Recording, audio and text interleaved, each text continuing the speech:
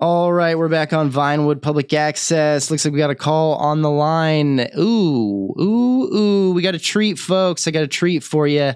It is our sister from another Mr. Station, MCT 104.5.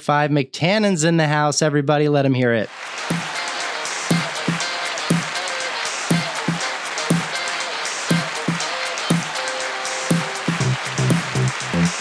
Let's get amongst it and pray, brothers. Let's go. What's up, dude? How you been? Oh, I'm good. Well, saying that, there's nobody GTA news other than if you want to clickbait everyone, if you want to turn into a little cockroach, then yeah, you might be swamped for the next couple of days. But nah, unless you're clickbaiting everyone, there's snickle fruits to talk about right now in regards to GTA 6. But what about you? How are we doing? We're doing all right. We're in the real Vinewood as usual. We're in the real Los Santos, tearing it up. Finally, the weather's cleared up. Snow's gone, rain's gone, and it's sunny once again. I'm feeling it. Is that it now? Is that just the American winter just completely gone? Well, on the West Coast, yeah, absolutely. I think the rest of the country is drowning in snow and shivers, but I wouldn't know a thing about it. I'm out here cooling, relaxing. Very nice. Very nice. You know what it is. No, but I wanted to talk to you, man. I'm so glad you called in today, my guy, because we recently, and I want to get this chain of events right, because I think this is what happened. I made a video on my channel about some movies people should watch before GTA 6 comes out.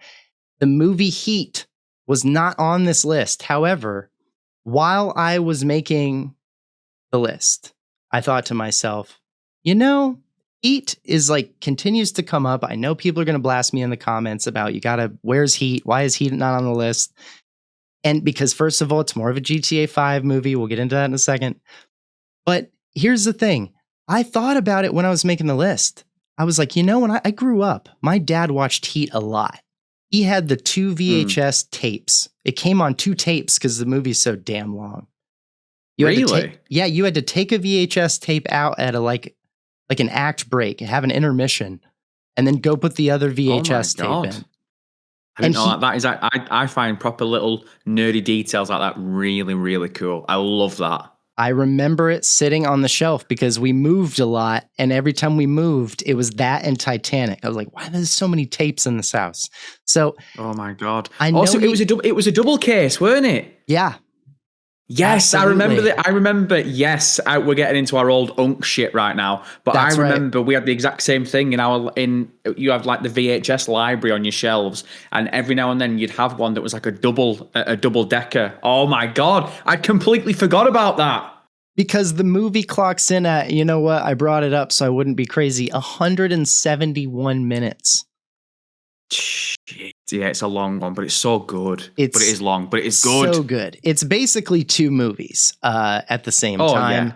And they overlap. It's great. We're not even going to spoil a whole lot of it right now. If we get into proper spoilers, we'll let you know. But what I wanted to say was, so I realized as I'm making my video, I've never actually sat down and watched all of Heat from beginning to end. I just grew up with it in the background and my dad watching it. And I never sat down and like watched it. So I thought to myself, man, I got to watch it. Then I was watching your stream and you said that you saw like the thumbnail of my video and thought I got to watch Heat. And I thought, man, that's what I was thinking. So within like 12 hours, you and I both watched this 4-hour movie. And I'd never actually seen it. I'm more surprised that you'd never watched it. I'm more surprised that you had never watched it. Like, I've got my reasons, but that's the first time hearing that.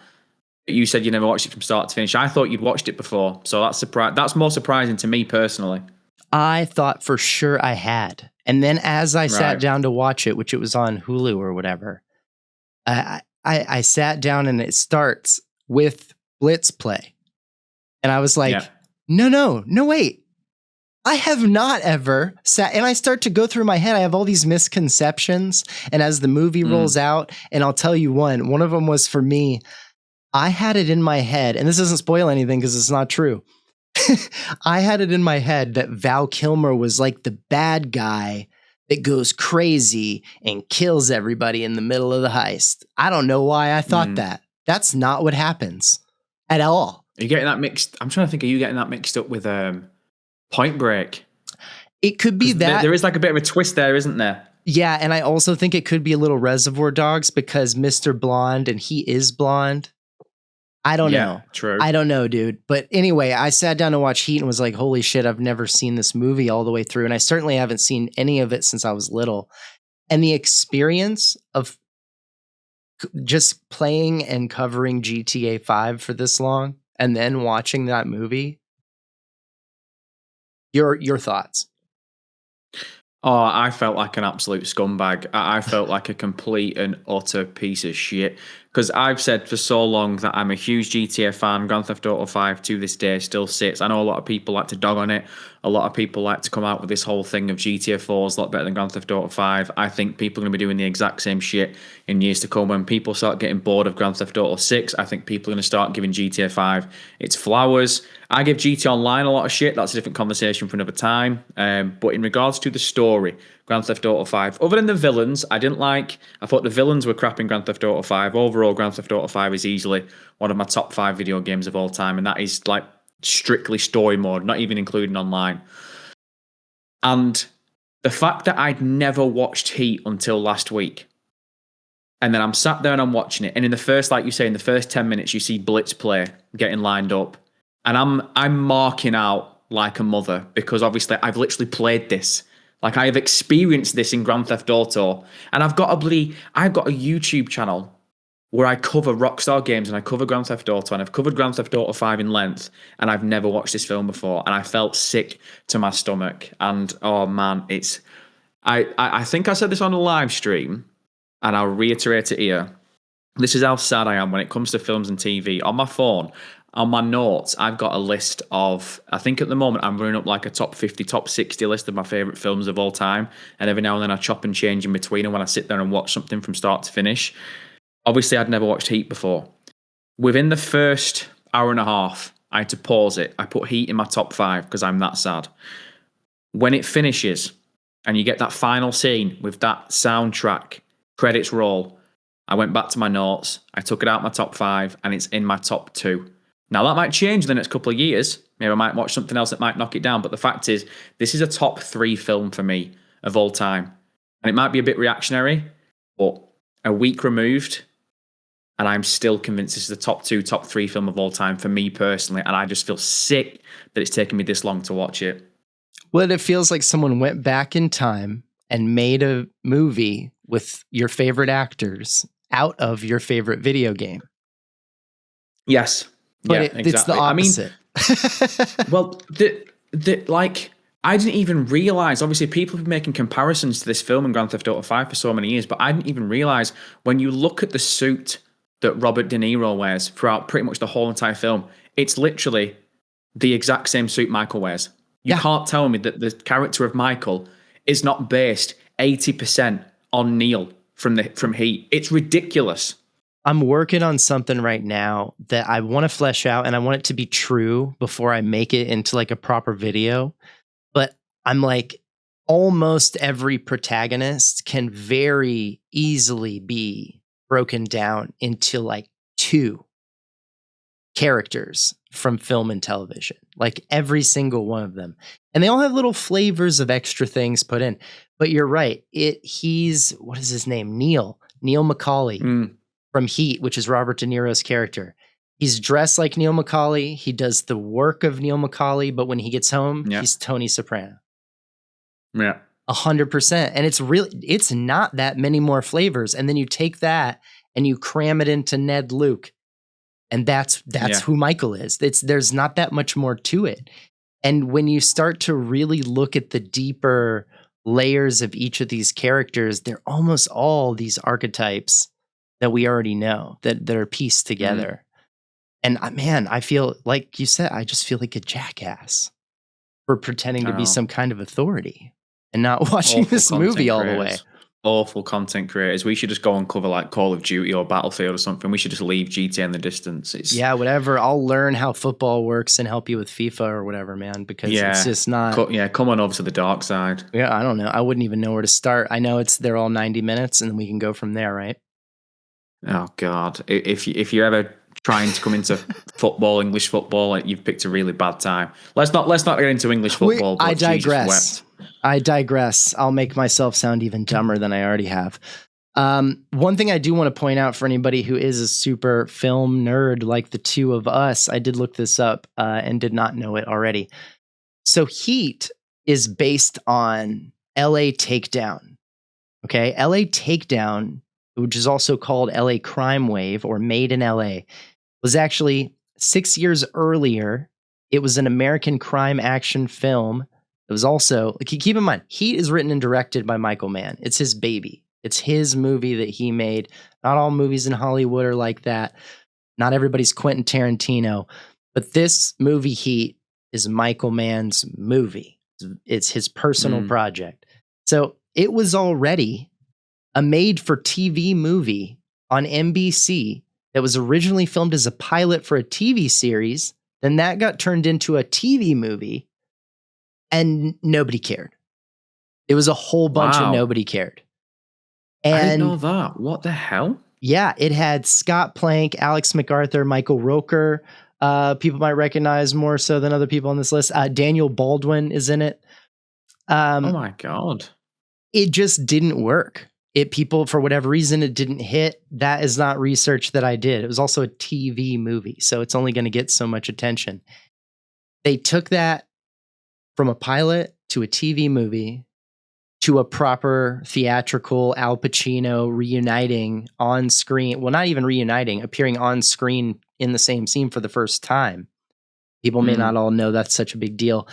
Al Pacino and Robert De Niro in 1995, and still to this day, considered two of the greatest actors of all time, even then. So they had both appeared in Godfather Part 2, but because they're in different timelines, Robert De Niro plays Vito Corleone in the past, and Al Pacino plays Michael Corleone in the present. They're never in a scene together.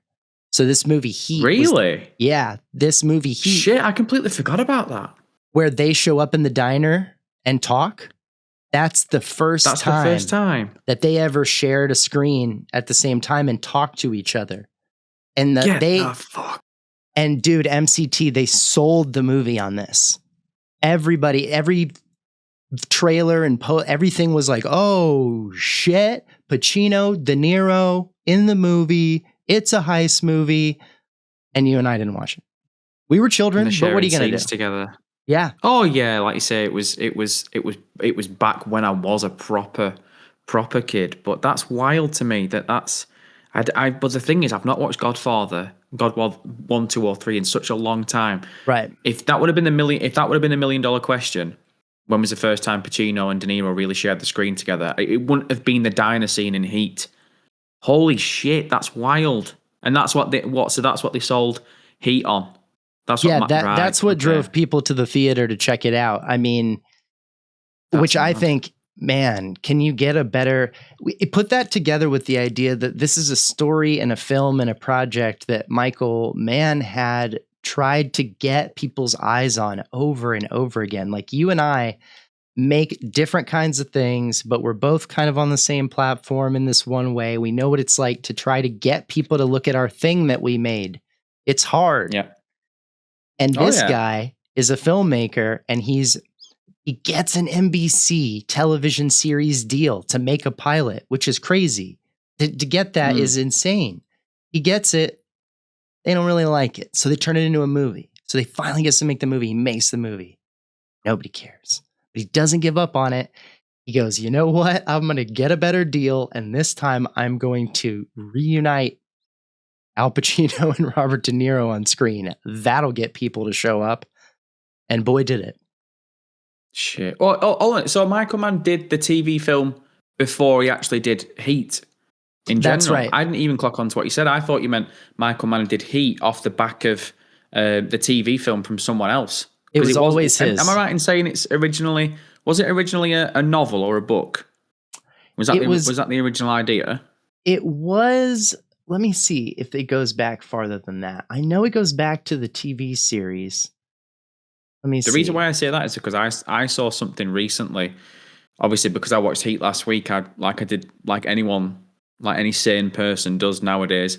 I went on Twitter, I went on TikTok, and I went to see what people used to say about Heat and what people are saying about it today. And I saw someone put a clip up that said, this scene hits different after you've read the book, and it's the final, and it's one of the final scenes, and I won't spoil it for anyone. Sure. But when De Niro's character runs away from the car, if you know what the scene I'm talking about, where he comes out the hotel at the end, I saw a clip of when someone put that clip up and they captioned it, how this scene hits differently after you've read the book, and I was like, holy shit, I didn't even know there was a book. Like, I need to find this. Yeah, no, I don't know, and I can't find anything about that. At least just I'm on Wikipedia, so I'm on the surface level here, but it seems like this was an original conception from Michael Mann that he turned into LA Takedown, which was the TV show pilot originally. He collaborated with this other dude who was a police officer named Chuck Adamson, who was the inspiration for the Al Pacino character. And they had worked together on Miami Vice and Crime Story together. So he kind of wrote it around him and stories he heard about LA crime stuff. That seems to be the original. I don't know about a book. Jesus. Maybe, you know what they probably did, which I wouldn't be surprised. I don't know how much they do this anymore. They might have novelized it, where they have a movie and then they make a book out of it. Yeah. Possibly. It's very possibly a thing, but I don't know about that. Man. But anyway, if anybody is a fan of either of us, don't be a fool a day longer than you have to. If you have not watched Heat, get to it. Oh yeah, even like I say, even if you don't watch us, if you're just a Grand Theft Auto fan in general and you enjoyed Grand Theft Auto 5, you need to watch Heat, man. I don't care. No. If they're not fans of us, I don't care what they do, man. If you're a fan of us, go watch the movie. Yeah, that's a good point. If you're not a fan of us, then fuck you. Who's got the time? Okay, moving on. GTA 6 UGC user-generated content. Obviously, you and I both have made up for whatever inspired us to waste our time doing it. We have made up fake GTA radio stations. And you and I both agree, I think, and I don't want to speak for you, but I'm about to, that it would be pretty sick if we're driving around in whatever in the new version of GTA 6 online, because I'm not trying to be in story mode. I don't think it makes any sense. But online and something that we have created is at least accessible within the radio in some way. Your thoughts on this? I've not really deeped it too much in regards to like the user-generated content with the radio stations. Like when I hear user-generated content, I think immediately of what everyone's been talking about for ages, and you look at sort of the structure of Fortnite and you look at sort of the structure of Roblox, where it'll be like mission based stuff and it'll be assets and tools and what have you.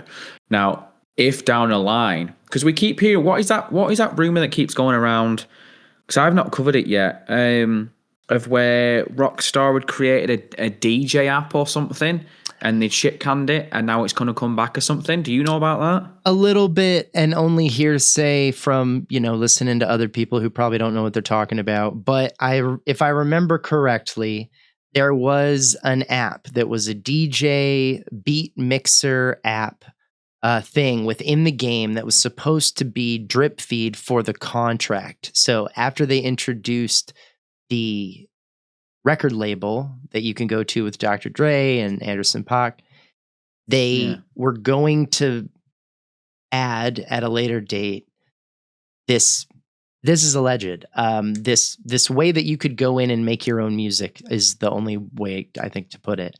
And the rumor is that got scrapped, like you said. They pulled it, they retooled it, and they're putting it into GTA 6. And a lot of people theorize that plays into the Real Dimes gameplay and the record label that's mentioned in that game. But I don't know. And if I'm being totally honest with you, my very quick one sentence take on that is I don't really care about that. But that's me personally. Like people making their own music and beats and stuff like that and being in the game, that might be one of the only side game that that's just not for me. If other people want to do it, cool, but I don't find that interesting. Oh yeah, like you said, it's different folks and different strokes. There'll definitely be a market for it, no doubt about it. I'll 100%. give it a whiz, but it's like I say, I think I'm sort of hovering around the same side as you. It wouldn't be something where if I turned on Grand Theft Auto 6 tomorrow and that just wasn't an option, whether it be story mode or online, wouldn't be the end of the world for me personally. Yeah, no, but, I don't want to drive a forklift either, but they can add it to the game. That's fine. Like, oh, we're already getting that shit. You're gonna be working 9 to 5 jobs. Well, apparently that's what people want when it comes to GTA 6. They want it to be a fucking goddamn life simulator. Well, if they had switched, but be honest though, if they had switched this release model and they think about almost the entire span of GTA Online, like a linear graph, and just flip it 180 to where if the first things we got in the game were like forklift jobs, taxi jobs, pizza stuff, all of these little things they're adding in the post game at the end of the life cycle of this, that would have been great to play in like 2014 when we were all playing Rooftop Rumble over and over again. It would have been pretty cool to like go make money doing something else. But this is just a weird time to add it. It's like the Doomsday Heist, man. That should have come out like last year. That should have been like the finale heist of the game or something. Like, it's huge. But everything now feels really small. Yeah, it's see, this is the thing. I remember someone said this in one of my live streams. It was actually the one that I did yesterday, the live stream I did yesterday. Someone said Rockstar have got it easy because they don't need to promote this game. It's going to make $1 billion like straight off the rip. And I said to it, it's like, look, I agree with what you're saying, but you got to realize how much internal pressure there will be at Rockstar Games, because this game has to be inch perfect. Right. And I look at it and be like, we can theorize how this game's going to start. We can theorize all the assets and the elements that we're going to have and everything under the Rockstar sun. But I'd go so far to say, if this game even attempts to start out slow and give you a very sort of serious tone to the story, like what I'd say Grand Theft Auto 4 started with, where literally the first mission you do in Grand Theft Auto 4, Nico gets off the boat and you drive Roman's cab? Yeah, Roman's cab to the apartment. And then the next mission is you go to, Roman's at the taxi rank. Yep. And you're doing that second mission. So you look at those first two missions, relatively are quite slow, quite boring. They're setting the tone. Whereas you compare it to Grand Theft Auto 5, start off. Yeah, exactly. You start off like a house on fire. Now, I think with how much pressure Rockstar Games have got on themselves, just because they're incredible anyway, but the amount of pressure that people are put on this game now, I dare say if Rockstar Games starts out slow, where Lucia gets her own mission, Jason gets her own mission, and it's slow paced, immediately there are going to be a ton of cheese weasels that are going to play this and go, why have they done this? Why are they starting slow? Why are they trying to tell a decent story? Where's the action? This is Grand Theft Auto 6. Right. Not saying everyone's going to feel like that, but internally there must be people at Rockstar Games thinking, man, we've got to hit a home run with this game, because so many people are going to want reasons to give this thing shit. Yeah, that is a difficult bar, but I would think I'm going to offer an opposite approach to thinking about that funnel, because you're right, but I think for slightly different reasons. Because I don't think Rockstar is concerned about let's be honest, our cheese weasel problem, I'm going to call it. I feel like there are people who are going to talk shit no matter what because of the eyes that they have on it. And I think that they accept that as an inevitability. And if anything, man, I know from work that I've done that I can't go into detail on, that there are a lot of people who make things explicitly for the sake of getting people upset. And I'm not saying Rockstar would make any... Yeah, I don't think Rockstar would make anything to piss people off, but I think they know that if a marginal amount of pissing people off happens, I think if a marginal amount of pissing people off happens, they accept that as an inevitability, and they know that a little bit of it also creates a little bit of buzz and a little bit of conversation because they're not going to make everybody happy. It's like politics, man. Like when you run, you're not going to get 100% of the vote. I think they're more concerned about internal integrity. I think they're more concerned about topping themselves from last time and being the game that they think they can be and want to be. That's my concern. Is like that it's like, more Sam. You know, it's more Sam-like people who are like, no, we're not putting this game out until it's what it needs to be. And it needs to be this. And I think one of the things that they've done for a long time, and that the way that Strauss Zelnick talks about it, not that I, measure a lot of what he says heavily, but the attitude is, look, they do what they do over there. And when we tell them what to do, that doesn't help. It's they need to do what they need to do. All we can do is be like, hurry up.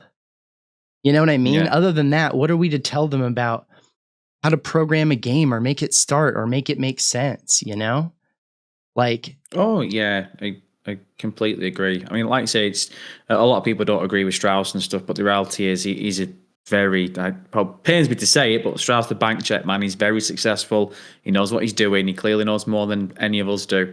But like you said, he nailed it spot on. He said, what would be the point in us telling Rockstar how to do their job? They know how to make this game successful, and they will make it successful, without a doubt. And like you say, it's your background internally, you have a lot more knowledge on this stuff than I do. The reality is I'm just a Grand Theft Auto fan. Right. And Sure.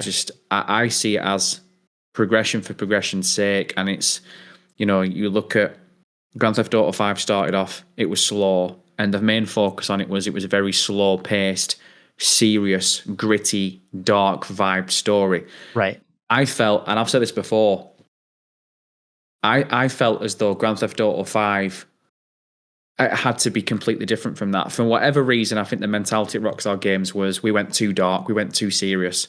So they completely turned it up to 11 with Grand Theft Auto 5.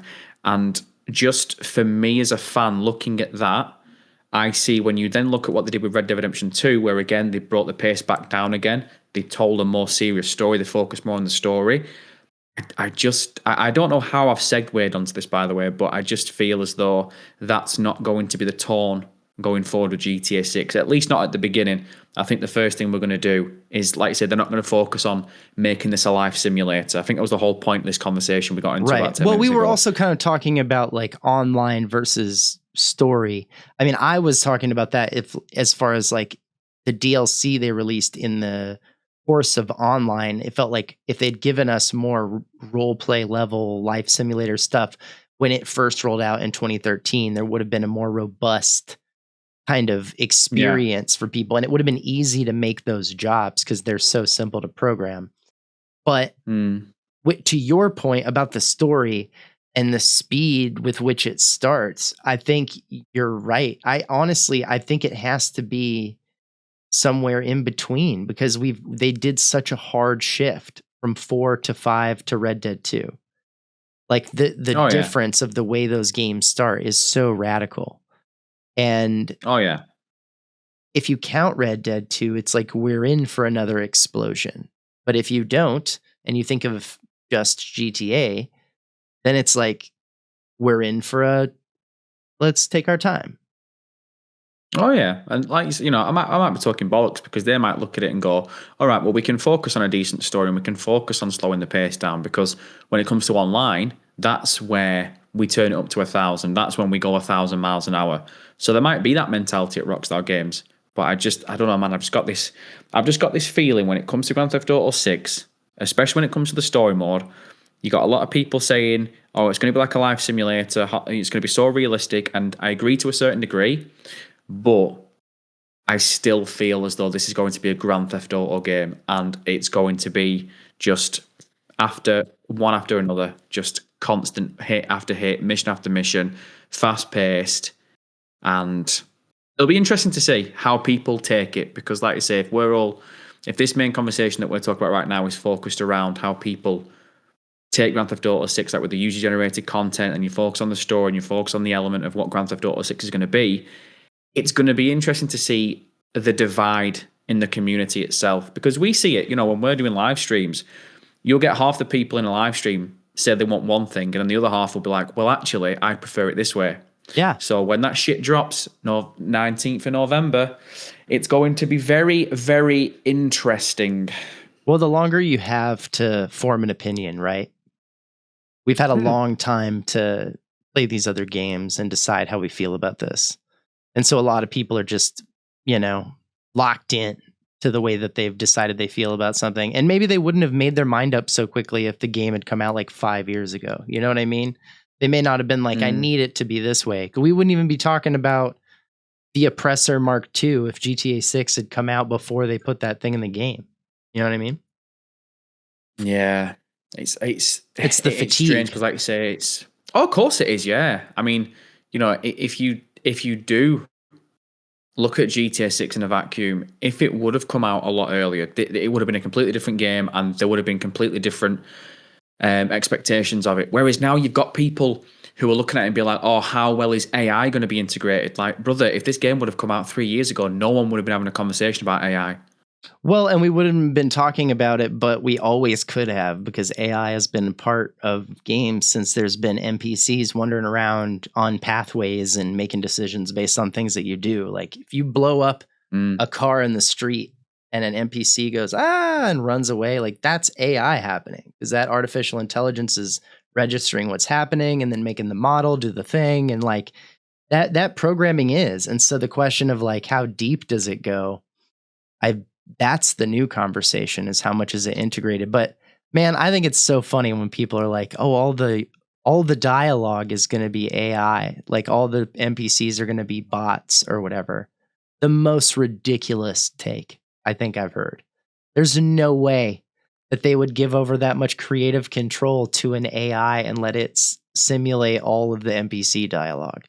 Doesn't make any sense. They're artists over there. They do actually want to make a thing that they're proud of. That's what they're famous for. Yeah. I answered this on one of the live streams last week, and I don't really know how to broach the subject without sounding like an ignorant piece of shit, because it is kind of like you coming across and being like, you boob. Like, why would they do that? Of course they're not going to do that.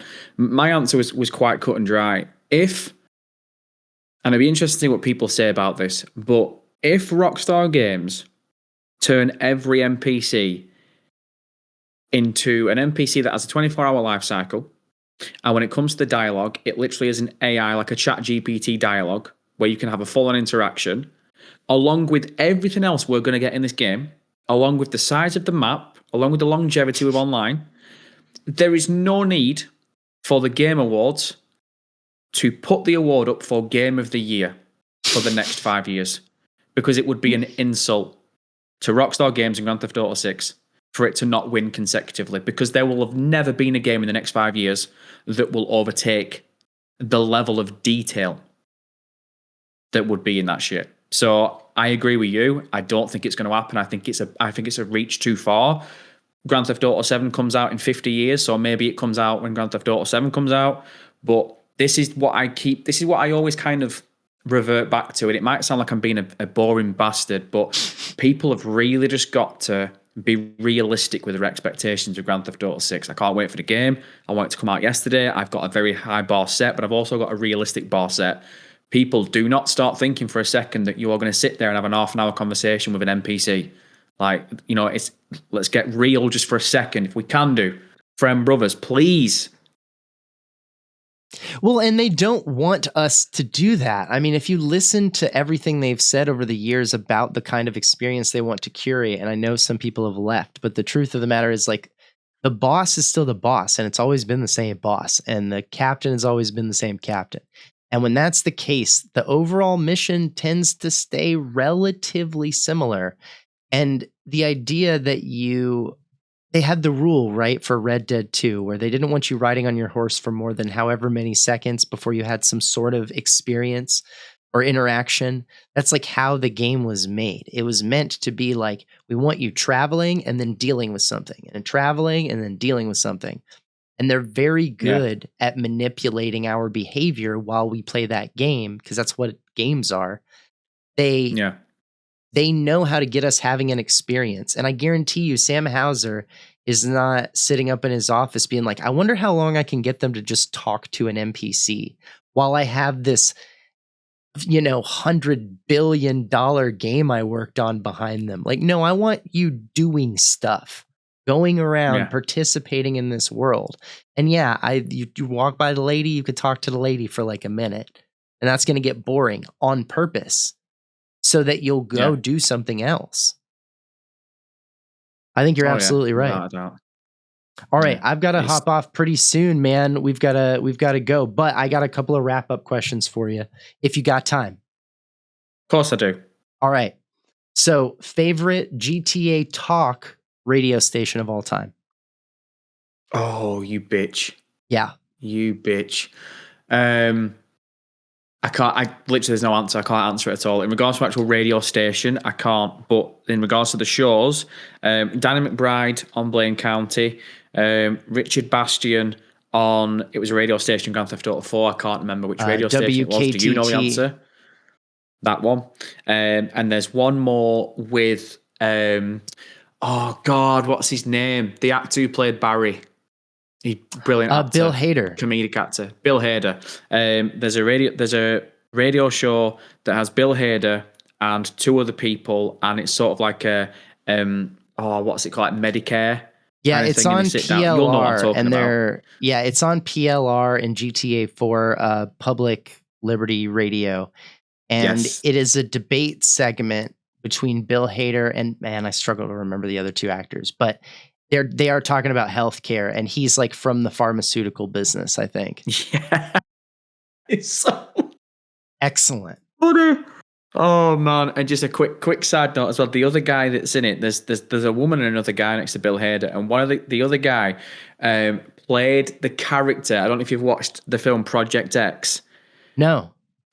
Oh man, you need to watch Project X. It's so funny. And in the first sort of like 10-15 minutes of the film, there's a drug dealer, and there's a scene where the drug dealer is chasing him, and it's so funny. And that's the same guy that does the voice in Grand Theft Auto 4 for that character on the radio station. So yeah, if you get time, I love definitely that watch Easter Project egg. X. That's awesome. Oh, it's so good. Okay. What about you? What's your favorite radio station or show? I always say my favorite is Chatterbox FM, the original. I love the Laszlo show. If anyone listens to Vinewood Public Access, they can tell that if any of the shows across GTA history I'm inspired by the most, it's that one. I just like the random call-ins of it, and the guy that feels like he's like stuck at the mic and can't go anywhere. And that's it. Yeah, and just Laszlo is my favorite version of Laszlo, because he went on such a journey and became so many different cringy characters, which is fine. But I like the original wry, sarcastic, not degraded version of him. But I always say I think the best one, despite it being my second favorite, but it is just better, is VCPR from Vice City. Man, Maurice Chavez and all those debate segments that they have on that show, the pastor, the crazy mom, Constantine, the guy who talks like the goth guy who lives in the dark, man. It like those, all of that. I could listen to that just on end. I think it's so funny and it's so deep. There's so many different characters to it, and it really feels 80s. It really feels like a bunch of things they were dealing with at that time, and I'm kind of nostalgic for that era. So can't beat it. Okay, that's all the time we got for. We got a few more things that I want to talk about, but we can always have you call back in, man. It's always a treat to have you on Vinewood Public Access. We appreciate you. I appreciate you, brother.